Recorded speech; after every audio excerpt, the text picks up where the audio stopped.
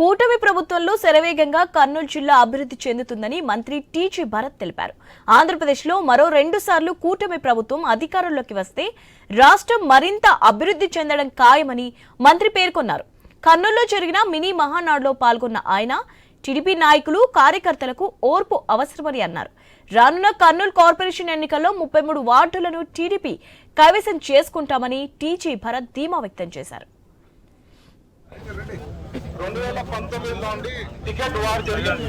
మర్చిపోరాదు కదా, మనం కొంత హిస్టరీ కూడా కొద్దిగా గుర్తు చేసుకోవాలా. తెలుగుదేశం పార్టీ నాకు టికెట్ ఇచ్చే పరిస్థితుల్లో లేకుండా 2019 ముందు, ఈవెన్ 2018 లోనే ఎప్పుడో లోకేష్ గారు కూడా వచ్చినప్పుడు ఓపెన్ గా డిక్లేర్ చేసిపోయినారు. అప్పుడు ఉండే ఒక నాయకునికి అని చెప్పి ఇస్తామని చెప్పడం జరిగింది. నేను ఎక్కడా కూడా తగ్గలేదు.